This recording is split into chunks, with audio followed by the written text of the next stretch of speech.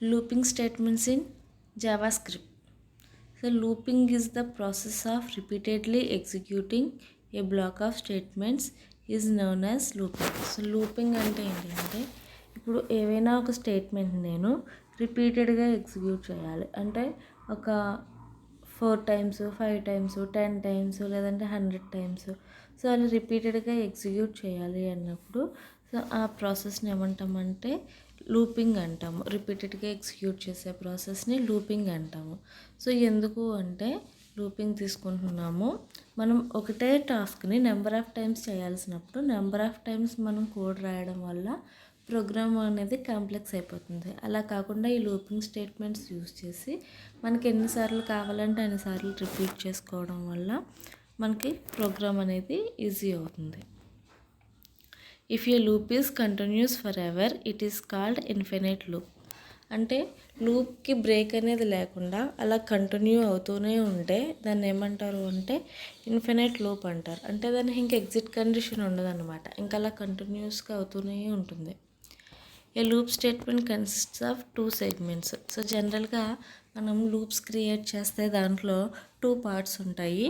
అవేంటి అంటే body of the loop, control statement. So body of the లూప్లో ఏముంటుంది అంటే మీరు ఏదైతే స్టేట్మెంట్స్ని రిపీటెడ్గా ఎగ్జిక్యూట్ చేయాలో ఆ స్టేట్మెంట్స్ బాడీ ఆఫ్ ద లూప్లో ఉంటాయి.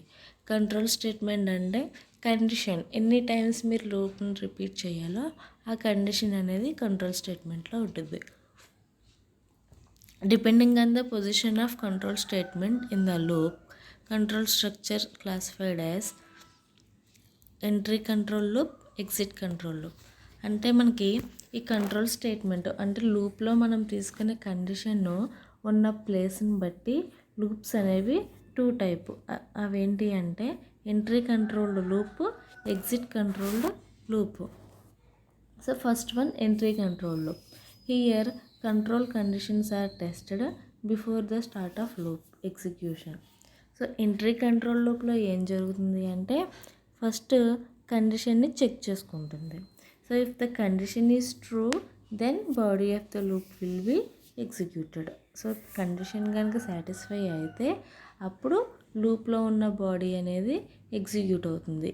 ఇన్ కేస్ కండిషన్ అనేది సాటిస్ఫై అవ్వలేదనుకోండి, ఫస్ట్ అటెంప్ట్లోనే సాటిస్ఫై అవ్వలేదనుకోండి, అసలు ఇంకా లూప్ బాడీ అనేది ఎగ్జిక్యూట్ అవ్వదు.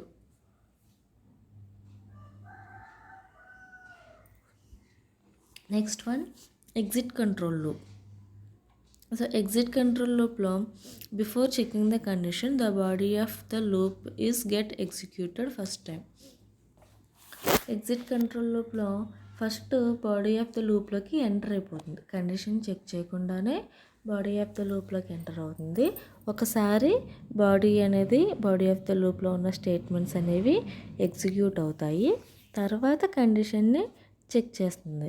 So in case condition false అయితే లూప్ నుంచి బయటకు వచ్చేస్తుంది, ట్రూ అయితే లూప్ అనేది రిపీట్ అవుతుంది అన్నమాట. JavaScript language provides 3 constructs for performing looping operations. They are while loop, do while loop, for loop. మనకు జావాస్క్రిప్ట్స్లో 3 టైప్స్ ఆఫ్ లూప్స్ ఉన్నాయి. అవేంటి అంటే first one while loop, second one do while loop, third one for loop. So ఈ 3 లూప్స్లోను while loop, for loop వచ్చి entry control loop. అంటే first condition check చేసుకుంటాయి, true అయిన తర్వాత బాడీలోకి ఎంటర్ అవుతాయి. డూ వైల్ వచ్చి ఎగ్జిట్ కంట్రోల్ లూప్. అంటే ఫస్ట్ వన్స్ ఒకసారి బాడీ ఎగ్జిక్యూట్ అవుతుంది, తర్వాత కండిషన్ని చెక్ చేసుకుంటుంది. While statement. సో ఇప్పుడు ఒక్కొక్క కండిషన్ ఒక్కొక్క లూపింగ్ స్టేట్మెంట్ ఎలా యూజ్ చేయాలో చూద్దాం. First while. While is a keyword in a JavaScript used to execute 1 or more statements repeatedly based on condition. So while అనేది ఏంటి? కీవర్డ్. సో ఈ వైల్ అనేది ఎందుకు యూజ్ అవుతుంది అంటే లూపింగ్ స్టేట్మెంట్ కింద యూజ్ అవుతుంది. To execute 1 or more statements repeatedly based on కండిషన్ని బేస్ చేసుకుని మనకి వైల్ బాడీలో ఉన్న స్టేట్మెంట్స్ని నెంబర్ ఆఫ్ టైమ్స్ ఎగ్జిక్యూట్ చేయడానికి ఈ వైల్ లూప్ అనేది యూజ్ అవుతుంది. సింటాక్స్ చూడండి. While condition. ఈ కండిషన్ అనేది మీరు ఏదైనా కండిషన్ తీసుకోవచ్చు. So for I less than 10 I greater than 10 అలా ఏదైనా సరే మీరు కండిషన్ అనేది రిలేషనల్ ఎక్స్ప్రెషన్ తీసుకోవచ్చు. Next curly బ్రాకెట్స్లో body of the లూప్ని మెన్షన్ చేయాలి. సో దీనికి ఒక ఎగ్జాంపుల్ తీసుకుందాం. ఎగ్జాంపుల్ చూస్తే మీకు క్లియర్ ఐడియా వస్తుంది. చూడండి, ఎగ్జాంపుల్లో వేర్ n = 10 నేను ఒక n వేరియబుల్ తీసుకున్నాను. n = 10, i = 0 తీసుకున్నాను. నెక్స్ట్ చూడండి, while i less than or equal to 10 అంటే i value less than or equal to 10 అయినప్పుడు నేను హెలోని ప్రింట్ చేయమన్నా. సో ఫస్ట్ i వాల్యూ ఎంత? 0 less than or equal to 10. Condition true అయిందా ఫాల్స్ అయిందా? సో కండిషన్ ట్రూ అయింది కాబట్టి వైల్ బాడీలోకి ఎగ్జిక్యూషన్ అనేది స్టార్ట్ అవుతుంది. సో బాడీలో ఏం రాశాను? డాక్యుమెంట్ డాట్ రైట్ హెలో అనే స్టేట్మెంట్ని డిస్ప్లే చేయమంటున్నాను. సో హెలో అనే స్ట్రింగ్ని డిస్ప్లే చేస్తుంది. నెక్స్ట్ ఏం చేసాము? i++, ఇదేంటి? Increment operator. i++ అంటే ఇంక్రిమెంట్ ఆపరేటర్ ఏం చేస్తుంది? i వాల్యూని 1 ఇంక్రీజ్ చేస్తుంది. సో ఎప్పుడైతే i++ అయింది, ఇప్పుడు i వాల్యూ ఎంత అవుతుంది? 1 అవుతుంది. నెక్స్ట్ ఇక్కడ క్లోజింగ్ కర్లీ బ్రాకెట్ ఉండాలి, మీరు పెట్టుకోండి. నెక్స్ట్ ఇప్పుడు అగైన్ కండిషన్ దగ్గరికి వెళ్తుంది. ఇప్పుడు i వాల్యూ ఎంత? 1 అయింది. 1 less than or equal to 10. Condition ఏమైంది? ట్రూ అయింది. కాబట్టి మళ్ళీ body of the while execute చేస్తుంది. అలా ఎప్పటి వరకు? i వాల్యూ 11 అయినప్పుడు కండిషన్ చెక్ చేసుకుంటుంది. 11 less than or equal to 10. Condition false కాబట్టి బయటకు వచ్చేస్తుంది. సో ఇలా మనకి 10 టైమ్స్ అనేది లూప్ రిపీట్ అవుతుంది. కండిషన్ ఫాల్స్ అయ్యే వరకు మనకి body of the loop repeat అవుతూనే ఉంటుంది. Next do while loop. In the JavaScript language do and while are 2 keywords. So do ఒక కీవర్డ్, వైల్ ఒక కీవర్డ్. సో ఈ డూ వైల్ అనేది ఎందుకు యూజ్ అవుతుంది అంటే same to execute 1 or more statements repeatedly. So condition base చేసుకుని ఇది కూడా రిపీటెడ్గా స్టేట్మెంట్స్ని ఎగ్జిక్యూట్ చేస్తుంది. In this case before checking the condition loop statements are executed for the first time. So condition check చేయడానికి ముందు లూప్ స్టేట్మెంట్స్ ఒకసారి execute అవుతాయి. Syntax initialisation. ఫస్ట్ ఏదైతే కండిషన్ వేరియబుల్ ఉందో దాన్ని ఇనిషియలైజ్ చేసుకోవాలి. నెక్స్ట్ డూ చేయమంటున్నాం. ఏంటి ఒకసారి చేసేయాలి. So body of the while, next while condition. చూడండి, body of the do while అయిన తర్వాత మనకి వైల్ కండిషన్ అనేది ఉంటుంది. ఇక్కడ కండిషన్ తర్వాత సెమీకోలన్తో ఎండ్ చేయాలి. వైల్లో మనం సెమీకోలన్ తీసుకోము, డూ వైల్లో మాత్రం వైల్కి సెమీకోలన్ అనేది ఉంటుంది. ఎగ్జాంపుల్ చూడండి, వేర్ n = 10 i = 0 తీసుకున్నాను. i వాల్యూ 0తో స్టార్ట్ చేశాను. డూ చేయమంటున్నాను. ఏంటి? డాక్యుమెంట్ డాట్ రైట్ హెలోని డిస్ప్లే చేయమన్నాం. నెక్స్ట్ i++ చేసాం. సో ఇప్పుడు i వాల్యూ ఎంత అయింది? 1 అయింది. సో కండిషన్ చెక్ చేసుకుంటుంది. 1 less than or equal to 10. True అయిందా ఫాల్స్ అయిందా? ట్రూ అయింది కాబట్టి మళ్ళీ అగైన్ లూప్ స్టార్టింగ్కి వస్తుంది. మళ్ళీ బాడీ ఆఫ్ ద లూప్లోకి వస్తుంది. సో ఇప్పుడు ఏమవుతుంది? మళ్ళీ హెలోని డిస్ప్లే చేస్తుంది. మళ్ళీ i వాల్యూ ఇంక్రీజ్ అవుతుంది. ఇలా ఎప్పటి వరకు అంటే కండిషన్ ఫాల్స్ అయ్యే వరకు రిపీట్ అవుతూ ఉంటుందన్నమాట. Next for statement. So which is used to execute 1 or more statements repeatedly number of times on condition.